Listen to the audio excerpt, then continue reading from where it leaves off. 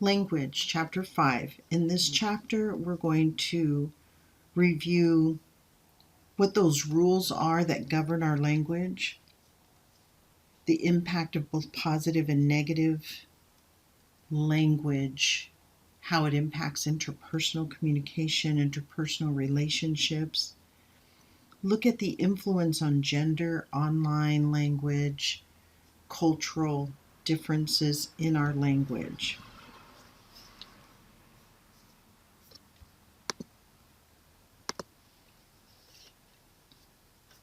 So language has this nature, and there are features that characterize all language. And these features explain why language is so useful and why it can also be troublesome. So words are arbitrary symbols that have no meaning in themselves. What does that mean? No meaning in themselves. So look at your table that you're sitting at. How do you know that's a table? Well, it's been labeled a table. You just know it, right? The table itself doesn't have meaning, but we assigned that meaning through our language, through our meaning of assignment, and then we continue to communicate using that code, if you will. And over years and period of use, we started to understand the rules behind the language. So language is fundamental to our experience. It's a part of being a human being. It's hard to imagine our life without language. So as we begin to consider the power that language has, so as we develop, we learn to speak, we learn a language, and that language will stay with us. It can evolve and change as your different influences change that for you. So it's the most essential component of human communication. So we're going to look at the relationship between words and ideas and try to figure out how those characteristics of language and of our day-to-day communication are influenced. And then we'll look at gender and online communication. So when I think about our differences, the majority of you are somewhere between 17 and 30, if you will. Well, I'm double that. So we have a generational gap. And what language I may use to describe something will have no meaning for you just because we come from different periods. When we think about the power of language, we need to consider all of these differences. Language, the words don't have meaning in themselves. It's the meanings that we attach to them. We follow a set of rules. There's 4 set of rules that govern language: phonetic, syntactic, semantic, and pragmatic. The phonetic or phonological rules govern how we make our sounds, how sounds are combined. The CH, ch, that's a phonetic rule. The TH, th.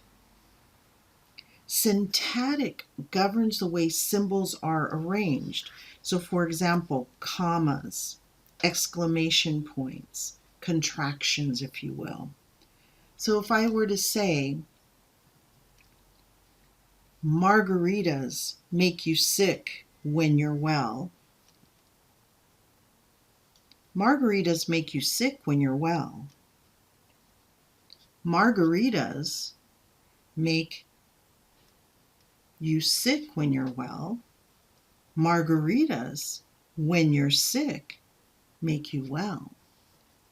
So syntactically, I shifted where I put the meaning, the emphasis, where the comma was. So syntactic rules have a great bearing on how we're communicating. So we want to think about the phrases, how we're using them, grammatically, how we're using our grammar in our language is going to change a message. So we want to consider how we are using the dialect that we're familiar with in our English language. Semantic rules govern the meaning. So to make something what it is, for example, the table, we all agree that a table is a table. Some of us may call it a card table or just a table. So the semantic are the rules that we agree upon, that that's a bicycle or that's a can. So it makes it possible for us to come to this agreement so that as we're communicating, semantic rules are important for us as we're communicating. They help us understand the meaning of these individual words. They may not explain how the language operates in everyday life, but the semantic meaning in the sentence helps us understand and clarify the message that's being sent. Then we have pragmatic rules, and that tells us what uses and interpretation of a message are appropriate, given the context. So when everyone understands and is using the same pragmatic rules, then communication is smooth. I want to see you. When you hear me say, I want to see you, what does that mean? Well, I'm your instructor. That has some influence on this pragmatic interpretation. What if it's your boss that says, I want to see you, or I want to see you right now? That message will carry different meanings based on these pragmatic rules, the role of the person, the engagement, the context. So these will all have different meanings. Or we think about in social media or texting, we all understand that if somebody uses capital letters, that may mean a stronger message. That's just something that's understood. Language is subjective. And what do we mean by language being subjective? Well, the reference that it comes from, right? There's a reference, a thought reference. Not all references are the same for each of us. So some of us may hear the word love, and we have a different reference or a point of view, a different experience where that's coming from, right? The word love, that's the thought or the reference. The referent is that meaning that we apply to it. As we go through and understand love, love can have a positive meaning for some of us. Love can have a negative meaning. While most of us agree that love represents something positive, based on our experiences, it can have a different meaning. Meanings are in people and not in the words themselves. This is a challenge for us as competent communicators. So we have to establish a common understanding of the words that we're going to use and the messages that we're going to exchange. We have to negotiate the meaning of our language according to Lung and Lukowitz. This brings us to a place that meaning is in people and among people.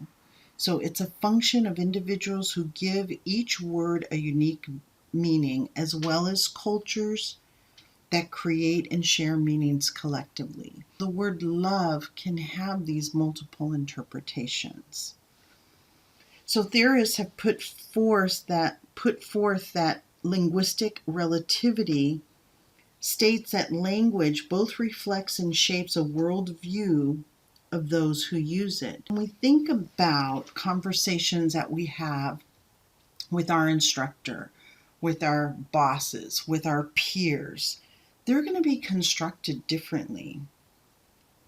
We'll change our approaches to our language. So, Sapir-Whorf hypothesis is a best known declaration of this relativity in linguistics. What does it mean? What are they talking about in this language on worldview? What they've identified is that they found that language spoken represented a view of the reality from that particular group, right?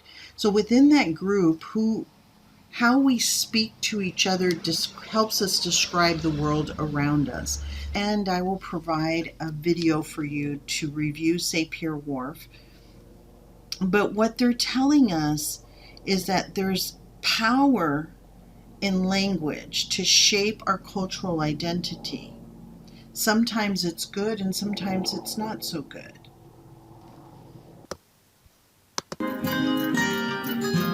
Have you ever been to your local home improvement store to buy paint? Well, recently I was there to buy white paint. And when I went in, I thought I would just go in, ask for white, and leave. But what I found was this. Many kinds of white paint, many different kinds of white. I had no idea that I would expect to find several colors. In choosing paint, I started to look at the colors, and as you might be able to tell, some of those colors are more brown, some of them more grayish. One looked a little purple to me. So in choosing my color, I decided to look at the names that they had given to the paint chips. Some of them were snowcap white and bistro white and quail egg white. And I wondered how my choosing white paint was determined by the name that it was given, because some of them I liked and some of them I didn't. Does our language affect how we see the world? Does our language affect how I pick white paint? I think it does. Long ago, there was a researcher and anthropologist by the name of Sapir, and he merged some of his studies with a young linguist by the name of Whorf. Together, they came up with what we now know as the Sapir-Whorf hypothesis. I believe that the Sapir-Whorf hypothesis explains some of our interpersonal miscommunication. According to Corey Floyd, in his most recent interpersonal communication textbook, he defines the Sapir-Whorf hypothesis as this: language influences the ways that members of a culture see the world. Our language influences the ways that we in a culture see the world. Now, there are two pieces to the Sapir-Whorf hypothesis, and one sort of unfolds from the other. The first one is called linguistic determinism. I know, it's a huge term. Linguistic determinism. Linguistic determinism is the structure of a language determining how we think. So in essence, our language tells us what to think. Let's think about this in the most easy way. In English, here in America, our language revolves around past, present, and future. And we sort of see the world in past, present, and future. There are languages, for instance, that don't have a future tense. And the Sapir-Whorf hypothesis, particularly the determinist view, says that they don't see the world the same way we do, because we have past, present, and future, and they maybe only have past and present. That our language determines how we think. Our language determines how we see the world. Let's go across the world to the Solomon Islands. In the Solomon Islands, there is a culture there which revolves around coconut. It's a high commodity there, coconut. And in the Solomon Islands, they have 9 words for coconut. Actually, they have 9 words which represent each of the stages of growth of a coconut, which they use for particular purposes. In America, we have 1 word for coconut. A coconut is not that highly valued in our society. Linguistic determinism says that my language will determine how I think about it. So in the Solomon Islands, they probably think more importantly, for instance, about coconut than we do in America. Makes sense. The second principle in the Sapir-Whorf hypothesis is called linguistic relativism. Because language determines our perceptions of reality, how we see the world, linguistic relativism says people who speak different languages will see the world differently. People who speak different languages will see the world differently. So let's take, for example, this Mandarin culture. There's a word in their society called Lao, L-A-O, and it means respect for the elderly. Now in America, we have the word respect, and we have the word elderly, and we have this concept that we should respect our elders. But in the Mandarin culture, they have a whole word for it. Linguistic relativism says that because they have a word, they will think about it differently than we do when we don't have a word. That different cultures with different languages think differently about a concept, in this case, respect for the elderly. There are even some Sapir-Whorf believers who say because they have a word, they respect their elders better than we can because we don't have the word. Now let me muddy this topic a little bit more. I think it's already heavy and sort of hard to understand by asking you this. Is it that they respect their elders because the word exists in their language? Or does the word exist in their language because they have such respect for their elders? Sort of a chicken or egg theory, and interesting, I think, to think about in terms of our language. Let me give you another example of the linguistic relativism. In the Philippines, they have 92 words for rice. They eat, breathe, live, and sleep rice. Unlike here in America, we basically have one word for rice. We have lots of adjectives to describe it. We have white rice and brown rice and basmati rice, but we don't have 92 words for rice.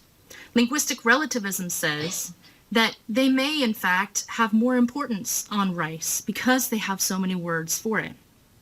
Whereas in America, it's not so important. Different languages see the world differently. Do those in the Philippines see rice differently than we do? I think they probably do. Several years ago, I traveled to Cameroon, West Africa. And while I was there, I had the privilege of spending a day with a linguist. And he was telling me about some of his work, and his job was to translate the Bible into the mother tongue, the language of those in a tribe in a very remote area. He said to me that one of the biggest challenges is finding words that matter to these folks.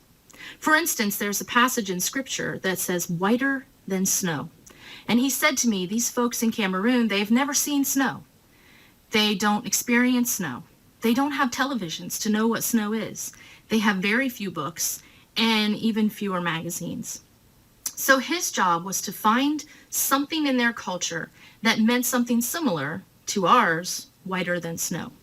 Can they not understand the concept if they don't have the word snow in it? A Sapir-Whorf believer says no, they cannot understand snow unless they have the word, the way that we do. There are those who aren't such heavy believers in Sapir-Whorf, and they say, you know, we can still make some words, we can still translate something so that people understand. And that's what this linguist believed. He said, for instance, he might have to choose a phrase like whiter than goat's milk, something that they're very familiar with, so they can understand the concept. So, my last question for you is, who cares? Why do we need to even know about the Sapir-Whorf hypothesis? Well, let's think about it. If language does affect how we think, and thinking is our perception, so language affects how we see the world, what our perception of our experience is, what our perception of words that we're hearing, what is our perception? Hasn't it ever happened where you've had a miscommunication with someone you love, your family, your friends, your coworkers, maybe even strangers? Is it possible that that miscommunication is hung up on a difference in perception, which may stem from a difference in language? And it may mean that their language is different because they live in a different part of town. Their language is different because they live in a different part of the country. Or maybe they live in a different country. Or maybe they grew up in a different part of the country. The more diverse our perceptions, the less able we are to have a mutual understanding with each other, which then affects our interpersonal communication. Now let me muddy this water a little bit. What if someone knows 2 languages, or 3 or 4 languages? Wouldn't it stand to reason that the more languages you know, the wider your perception is of life, of experiencing the world? And there again, isn't it possible that we will interact with people, and we probably already do, who know 2 languages, or 3 or 4, and have a very wide perception? Does Sapir-Whorf affect us? Indeed, it does. Language has a great impact on our society, naming and identity. So our names are really important. And what those names carry, not only socially, but within our cultural identity in our families. So some unique names to some individuals are very distinctive, are very powerful, but to others, sometimes people laugh when they hear names. I remember growing up, Doris was not a common name, at least not for a young Latina. It was more of an American name. And I found myself struggling because the only person that I knew outside of myself with my name was a public image of a Caucasian female actress. And that bothered me for a long time. So I didn't like my name. So I used to play around with going from my middle name to my first name. So naming an identity is very powerful, and how we identify ourselves based on how we're named, right? We also, like I said, regard the uniqueness of names. So those distinctions in our names are symbols that represent something, whether it's in our culture or our identity. Also, names can build solidarity with close friends. So language, again, has such a great influence. Let's think about your name for a moment. Does it have significant meaning to you when you hear your name? What is that meaning? So affiliation allows us to build that solidarity with others through our speech. Convergence and divergence. Convergence is when we adapt to match that of others. So when you leave our Zoom session, how you're going to communicate in the classroom and how you're communicating outside of the classroom, pay attention. Does it shift? Is there something that changes so that you can match up with those that you're with? Divergence is speaking in a way that emphasizes difference. And in affiliation, sometimes we want to separate ourselves, right? Sometimes we may want to identify ourselves as the individual that has more experience. If you're in a group, you're serving as a mentor, so your language is going to change. You want to diverge from the commonality of the group, so you want to emphasize difference in your language. Power and politeness. Researchers have found that some of the patterns that we use in communication and language can increase, make us more powerful, or make us powerless. So some of these terms that you're going to hear in this chapter. I want you to begin to apply them. How are you communicating? Are you tentative? Do you hesitate? That could be an indication of a powerless communicator. Are you direct? Are you forceful? Do you assert your points? Powerful language. But you need to find a balance. You don't want to be too forceful. Politeness is important because it saves face for both the sender and the receiver. I know sometimes I get a little forceful and I increase my tone when my students ask me about an assignment that I know the answers in the syllabus or in the tentative schedule. And you can pick up on the difference in my tone. And then I have to gather myself, right? Bring in some politeness to bring in some balance. So think about all the different ways that you are communicating. So an example of powerless language could be, oh, I'm so sorry. Oh, I'm so sorry. Or excuse me. Okay, I guess. Where a powerful language is much more direct. I will take care of that. No, I did not do that. Rather than saying, well, I'm not sure. I thought it was okay for me to do that. So powerless language also kind of carries this disclaimer. You distance yourself. So you associate some weakness and saying, well, I don't mean to sound judgmental, but what I really wanted to say, where maybe I might be more powerful in saying, you're in this class because you're going to learn not only about communication, but how to survive in the real world, how to survive in your professional responsibilities. So very direct. Sexism and racism. Sexist language and racist language includes words or phrases that express a difference, whether it's in gender or sex, or a difference being superior as opposed to inferior. So we want to look at eliminating sexist and racist language. So eliminating sex-specific terms, using neutral terms. I'd like you to become more aware of your language over this next week after you listen to this lecture. Take a quick couple of days and jot down how you're communicating. Are you racist in your language? Well, I would say I'm not racist. I try to remove myself from labeling and slurs, but every once in a while I might catch myself using more sexist language unconsciously. So I'd like you to challenge yourself and begin to think about what's going on when you're communicating. How are you communicating? Have you had some recent conflict, and was it due to how you were communicating? Were you using sexist terms? Or maybe you were using powerful language. So go back and consider that.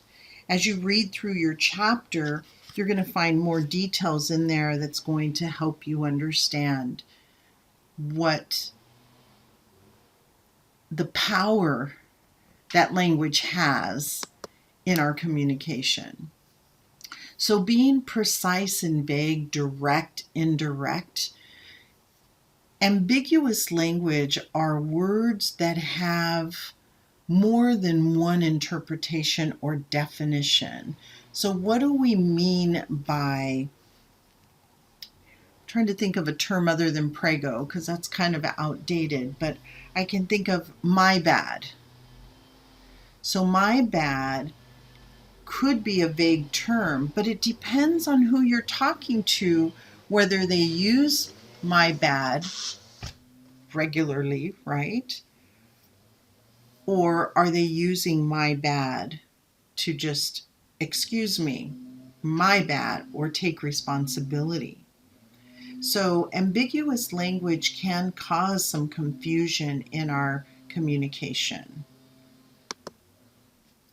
This is an abstract ladder, and this abstract ladder shows us how we can use a range of specific to abstract terms for describing whatever it is that we're talking about, whether it's an object, an event, or a situation. So when you think about a conversation you've had maybe with someone, and that person may have aroused a little defensiveness by the way that you spoke to them. Let's say you use something abstract like, you need to have a better attitude. What does that mean? What do you mean I need to have a better attitude? I'm just telling you how I feel.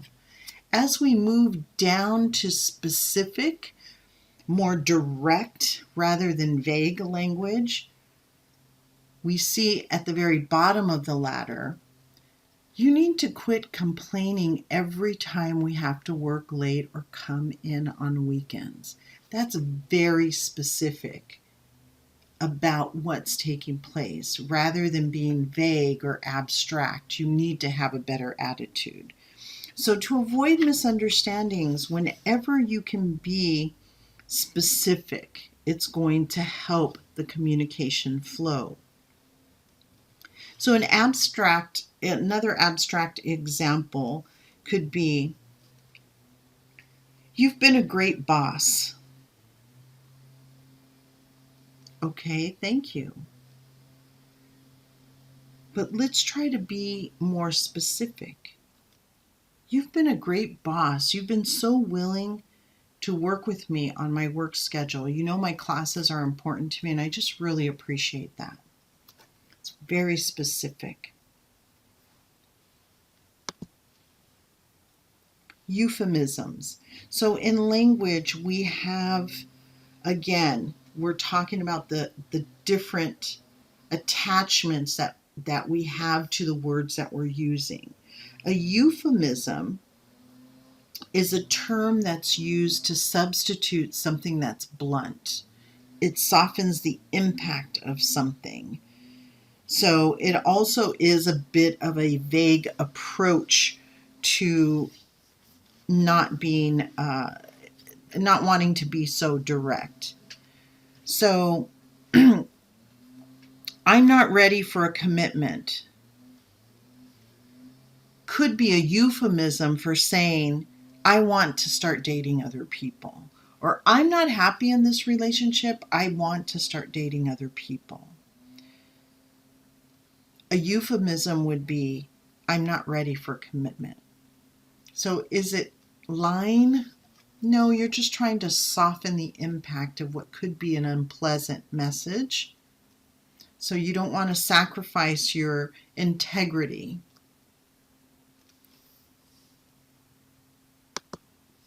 Relative language. We use relative language also in our vagueness.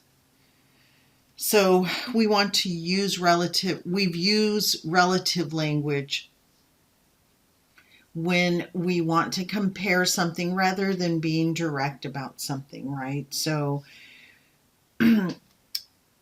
when you talk about someone that,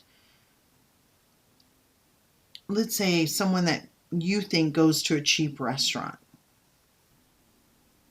relative language gains meaning by comparison. So we use relative language when we're comparing something. We fail to link the relative word to a more measurable word. So we want to avoid relative language and use more specific language. So for example, it hurts a little, or I'm pretty sore about what you said. When we're asked to rank things, it hurts a little. You can be more specific to say, that comment that you made drove deep into my heart. It caused me so much pain. Or sometimes we get asked to rank things, for example, on a scale of 1 to 10, 10 being the most painful. So on a scale of 1 to 10, I think what you just did to me is at the top, a 10, because that really dug deep into me. So you want to use more specific descriptions in your language. Using comparison can be quite helpful. I'm not saying that it's not, but make sure that your relative language aligns with something concrete. Evaluative language, also called or known as emotive language. So when you're describing something about an attitude that you have towards something, if you don't like it, you could avoid being so direct. And it's very challenging when you need to describe an attitude towards something. Maybe there's something that I think about, an experience I had with someone, and rather than call them a coward because I thought they were a coward, I said, oh, they just behaved very cautiously. I used my tone to indicate that I wasn't happy, but again, making sure that the evaluations that you're applying align with the message that you're trying to send. Your message needs to be clear, not obscure, not abstract. So make sure you're paying attention to what those choices are that you're making when you're communicating with others. So language has a lot of responsibility, and we don't think about it. We just talk. We talk, and we learned how to talk at home, and we just continue to communicate that way, and we don't think about shifting it. What is it that I need to communicate? As you develop professionally, as you move up in your career, language is so important. It's so powerful how you deliver a message. So it's the responsibility of the competent communicator to understand these points, understanding what it statements, the value of it statements and I statements or you statements in communication circumstances or situations. Avoiding using you language and using more of I language so that you can help the situation get better. So when we use you language, we are already blaming that person. So you want to be cautious. And I'm sorry. Okay. Gender in language. So extending this a little further, we did talk about sexism, right? Sexist language. But we need to approach gender differences. As we think about cultural differences, we need to approach gender differences.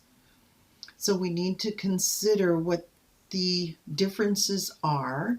Research has found that, especially in academia, that men are much more talkers than females. And interestingly, I believe the stereotype is that females talk more than men. But again, the context, what the environment is that's influencing that.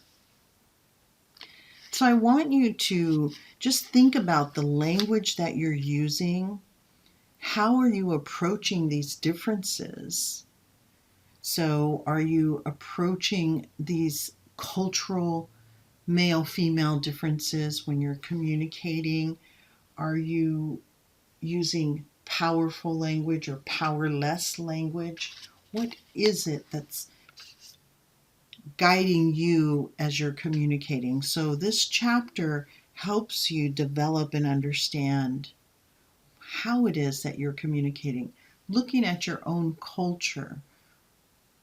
I came from a household where Spanish was our first language, and for many years I lacked the expansion of language. I didn't know a lot of words, And so I had to work hard at trying to learn and expand my vocabulary. And that's very challenging when you're trying to shift and communicate in a demanding, when you're trying to shift and communicate in a commanding world.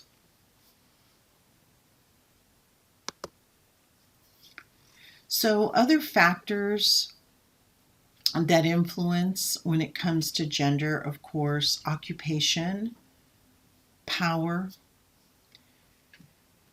So looking at how gender can influence style in communication, how sex differences can influence how we communicate with each other. So just keep all of these differences in mind.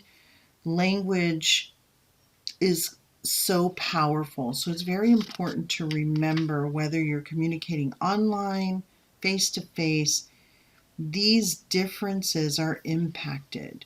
We have different languages, culturally different languages, gender by gender. We have different language by profession, different language in our co-cultures, the different groups that we belong to. So I just want to encourage you to check your language. Check not only just the words that you use, but check those differences, how you're communicating with the different groups that you interact with. Are you using the same language with everyone? And should you be? Should you be shifting? You be considering the referent that you're using? So analyze your language. After hearing this chapter, analyze what you're communicating, how you're communicating over the next 48 hours. Listen to what you're saying. It's so amazing when we take the time to consider our language and how that's impacting the world around us.